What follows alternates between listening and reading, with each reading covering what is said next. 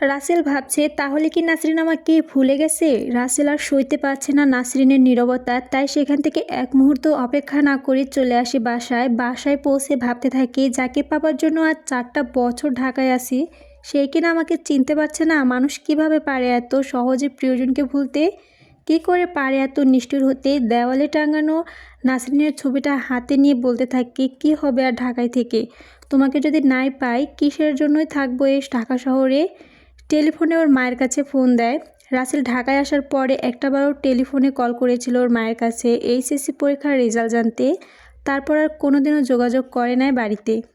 টেলিফোনটা ring হতেই দৌড়ে এলো রাহেলা বেগম।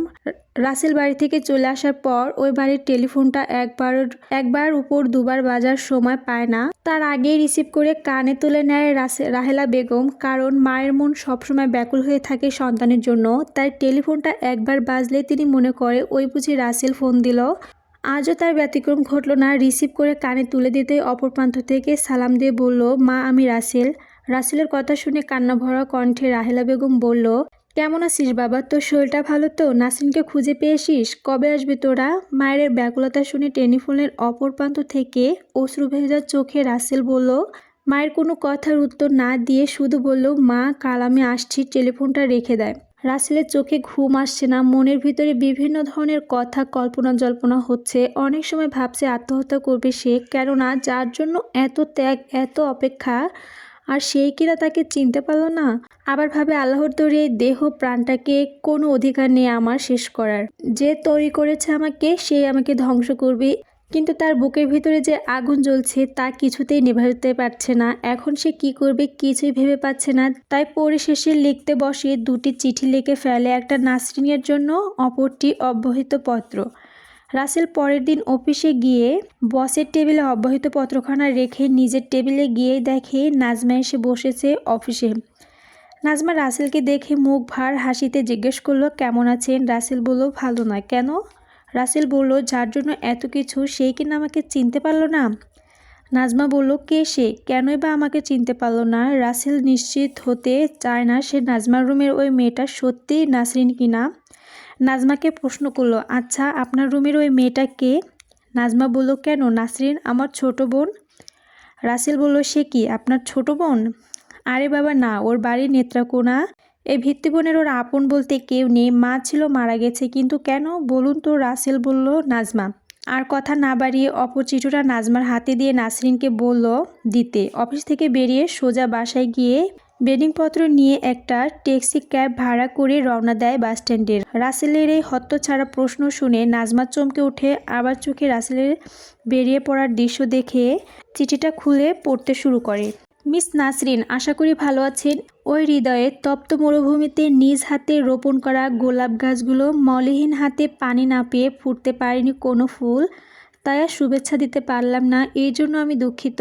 মিস নাসরিন, গতকাল আমাকে না চেনার দৃশ্য দেখে আমি অবাক হয়েছি, তাই পত্রের প্রারন্তে আপনাকে প্রিয়তমা বলে সম্বোধনা করিনি, কেননা হয়তো আপনি সে অধিকার থেকে বঞ্চিত করেছেন আমাকে। কিন্তু আমি হৃদয়ের অন্তরাল থেকে যাকে প্রিয়তমার অধিকার দিয়েছি সে চিরতরে থাকবে আমার হৃদয়ের মাঝে, সেখান থেকে কেউ তাকে বিচ্ছিন্ন করতে পারবে না।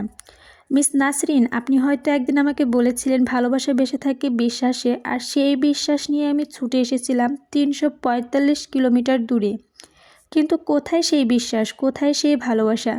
নাকি আপনার দুঃখের সময় খোঁজখবর নিতে পারি না বলে সেখান থেকে আপনি মুখ থুবড়ে পড়েছে না? কিন্তু কেন খোঁজখবর নিতে পারিনি তা তো একবারও আপনি ভেবে দেখেছেন? নাকি সাক্ষাতে বলার সুযোগ দিয়েছেন? দেননি, শুধু সময়ের ব্যবধানে পাল্টে নিয়েছেন নিজেকে, চিনতে পারছেন না আমাকে। মিস নাসরিন, আমি আপনার প্রেমে অন্ধ হয়ে ভুলেই গিয়েছিলাম যে গার্মেন্টসে আসলে সব মেয়েরাই ঠিক থাকতে পারে না, কারণ এখানে সবাই বাঁধনহারা, এখানে অনেক ছেলেরাই সমাগম। হয়তো তাদের মাঝ থেকে আপনি কাউকে আপনার মনে ঠাঁই দিয়েছেন, আর সেই জন্য আপনি আমাকে চিনতে পারছেন না। মিস নাসরিন, আপনার গতকালের দৃশ্য দেখে আমার চিৎকার করে বাংলার সমস্ত প্রেমিকদের জানিয়ে দিতে ইচ্ছা করছে, হে প্রেমিকগণ, তোমাদের পিয়া যদি কোনো কারণে গার্মেন্টসে আসে তবে তোমরা ভুলে যেও, তাদেরকে খুঁজতে এসো না, কেননা তারা তোমাদেরকে ভুলে গেছে, যেমন আমার প্রিয়া আমাকে ভুলে গেছে।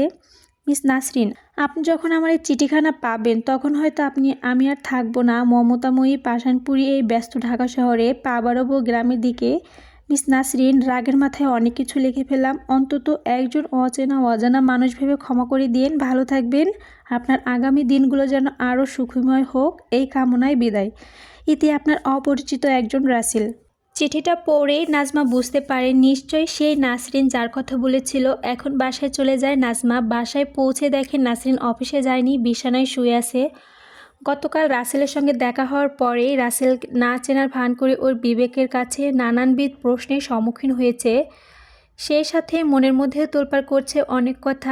রাসেল কেমন করে পারলো আমাকে ভুলতে, যার জন্য আমি গ্রাম ছাড়া, যার জন্য আমি হারিয়েছি আমার প্রাণপ্রিয় মা, যার জন্য আমি একা, যার জন্য অপেক্ষায় আছি যৌবনের মূল্যবান সময়গুলো কাটিয়ে দিয়েছি, সেই কিনা ভালোবাসে অন্য একজনকে। নাসরিন গতকাল রাসেলের সঙ্গে দেখা হবার পর পুরনো স্মৃতি মনে করে অনেক কেঁদেছে। কেঁদে কেঁদেও চোখ দুটো বড় বড় করে ফেলেছে। এখনও চোখের অশ্রুতে টলটল করছে, পলক পড়তে হয়তো গড়িয়ে পড়বে চোখের জল। নাজমা সাইডের ব্যাগটা টেবিলে রেখে নাজমার পাশে এসে বসে নাসরিনের হাতে মাথায় বুলিয়ে বুলিয়ে জানতে চায়, অফিসে যাসনি কেন? ভালো লাগছে না, উত্তর দিল নাসরিন। নাজমা বলল, আচ্ছা, গতকাল যে রাসেল এসেছিল তুই কি তাকে চিনিস? নাসরিন আবার অস্বীকার করলো, বলল, চিনি না। নাজমা বলল, যদি নাই চিনবি তবে সে আমাকে চিঠি কেন লিখে দিল? চিঠির কথা শুনে চমকে উঠে বলল, চিঠি? নাজমা বলল, হ্যাঁ, চিঠি। নাসরিন চিঠিটা পড়ে নাজমাকে ধরে কাঁদতে থাকে। নাজমার চোখে জল বাঁধা মানে না। কাঁদতে কাঁদতে জিজ্ঞেস করে, তুই রাসেলকে না চেনার ভান করেছিস কেন? নাসরিন বলল, তুমি না ওকে পছন্দ করো, ভালোবাসো, সেজন্য। নাজমা বলল, পাগলি কোথাকার। আরে সবাই কি সব জিনিস পছন্দ করে পায়? তাছাড়া ও তো আমাকে পছন্দ করে না, ও শুধু তোকে পছন্দ করে, তোর জন্যই ঢাকা এসেছে।